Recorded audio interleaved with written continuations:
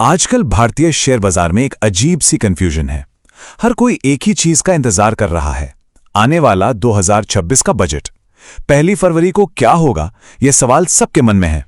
तो चलिए आज इसी को समझने की कोशिश करते हैं कि आगे क्या हो सकता है। सबसे पहले जरा इन आंकड़ों पर नजर डालते हैं। पिछले एक साल में जापान का बाजार 34% और अमेरिका का नैस्डैक 17% ऊपर गया और हमारा निफ्टी सिर्फ 8%। मतलब साफ है, हम दुनिया के दूसरे बड़े बाजारों से काफी पीछे रह गए हैं। तो सवाल यह है कि हमारे बाजार में यह सुस्ती आखिर है क्यों? और ये घबराहट सिर्फ महसूस नहीं हो रही, आंकड़ों में भी दिख रही है। ये नंबर देखिए, 55%। ये इंडिया विक्स, जिसे डर का इंडेक्स भी कहते हैं, उसमें सिर्फ इसी महीने आई तेजी है। महीना जब शुरू हुआ था तो विक्स 9 पर था और अब 14 के पार है। इसका सीधा मतलब है कि बाजार में बेचैनी बहुत ज्यादा बढ़ गई है और सब बजट को लेकर सांस रोके बैठे हैं। तो सवाल यह है कि आखिर सब इतने घबराए हुए क्यों हैं? इसकी सबसे बड़ी वजहों में से एक है विदेशी निवेशकों की जबरदस्त बिकवाली। आइए देखते हैं कि यह आंकड़ा असल में कितना बड़ा है। 14.4 लाख करोड़ रुपए।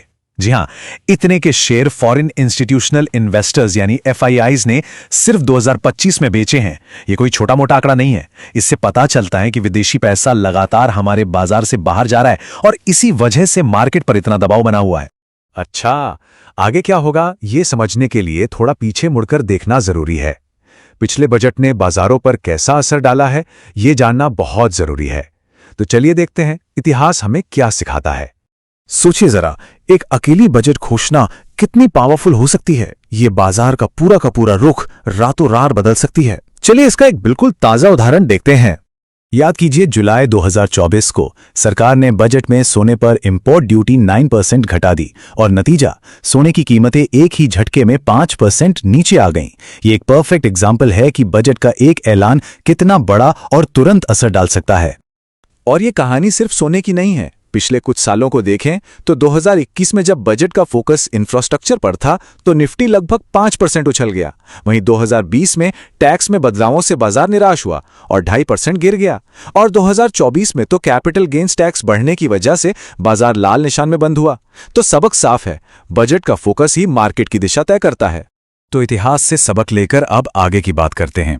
इस बजट से जुड़े ऐलानों के लिए वो कौन से बड़े सेक्टर्स हैं जिन पर एनालिस्ट की नजरें टिकी हुई हैं? आइए समझते हैं कि मौके कहां बन सकते हैं। लिस्ट में सबसे पहला और बड़ा नाम है रेलवे।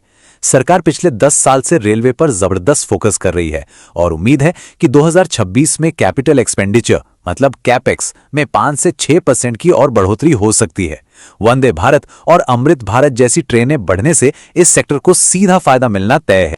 दूसरा सेक्टर जिस पर सबकी नजरें हैं वो है डिफेंस यानी रक्षा क्षेत्र।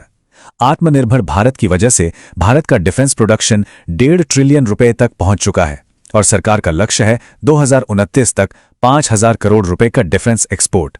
इस बड़े लक्ष्य को पाने के लिए बजट में कुछ खास ऐलान हो सकते हैं। अब आते हैं तीसरे सेक्टर पर, रिन्यूएबल एनर्जी। देखिए, प्रदूषण एक बड़ा मुद्दा है और भारत का लक्ष्य 2030 तक 500 gigawatt energy non fossil fuel से बनाना है।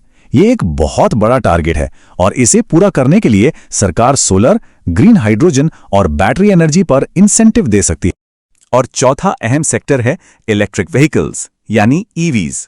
इस बार उम्मीद की जा रही है कि सरकार का जोर गाड़ियों से ज्यादा उनके इंफ्रास्ट्रक्चर, खासकर चार्जिंग स्टेशन का नेटवर्क बढ़ाने पर होगा ताकि लोग आसानी से EVs को अपना सकें।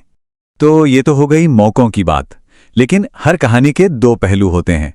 अब बात करते हैं उन बड़े जोखिमों की जो बजट की किसी भी अच्छी खबर पर पानी फेर सकते हैं। और ये 3 बड़ी बाधाएं हैं: टैक्स, ट्रंप और ट्रेड। हर निवेशक चाहता है कि टैक्स में राहत मिले।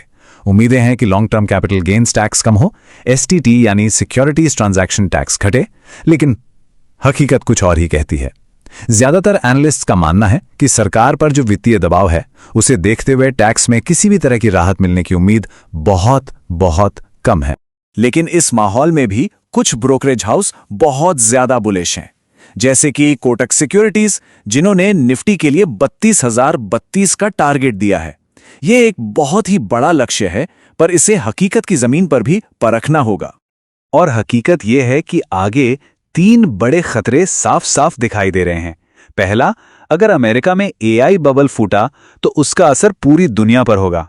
दूसरा, अगर भारत अमेरिका ट्रेड डील नहीं हुई तो हमारे मैन्युफैक्चरिंग सेक्टर पर भारी दबाव आएगा। और तीसरा, अगर एफआईआईज ने बिकवाली जारी रखी तो रुपया और कमजोर हो सकता है।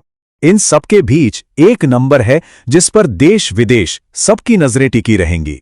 वो है फिस्कल डेफिसिट, यानी राजकोषीय घाटा। आसान भाषा में कहें तो ये सरकार के खर्च और कमाई के बीच का अंतर है। सरकार का लक्ष्य इसे 4.4% पर रखने का है। इस अनुशासन को बनाए रखना मार्केट की स्थिरता और हमारी इंटरनेशनल रेटिंग दोनों के लिए बेहद जरूरी है। तो इतनी सारी बातें हो गईं, मौके भी हैं, खतरे भी हैं, तो ऐसे में किया क्या जाए? इस उतार चढ़ाव वाले माहौल से निपटने के लिए एक साफ रणनीति क्या हो सकती है? चलिए इस पर बात करते हैं। यहाँ 3 बातें बहुत जरूरी हैं। पहली बात, किसी एक स्टॉक पर दांव लगाने से बेहतर है कि पूरे सेक्टर पर फोकस किया जाए। इसके लिए ETFs एक अच्छा जरिया हो सकते हैं। दूसरी बात, लार्ज कैप कंपनियों को प्राथमिकता देना समझदारी होगी क्योंकि उनकी बैलेंस शीट मजबूत होती है। और तीसरी और सबसे जरूरी बात, मिडिल क्लास को क्या राहत मिलती है इस पर नजर रखें, क्योंकि अगर खपत नहीं बढ़ेगी तो बाजार में तेजी आना बहुत मुश्किल है। तो आखिर में सवाल वही है कि क्या 2026 का बजट बाजार के लिए एक नई जान फूंकने वाला कैटलिस्ट बनेगा या मौजूदा दबावों पर आखिरी चोट साबित होगा? इसका जवाब तो हमें 1 फरवरी को ही मिलेगा। तब तक देखते हैं क्या होता है।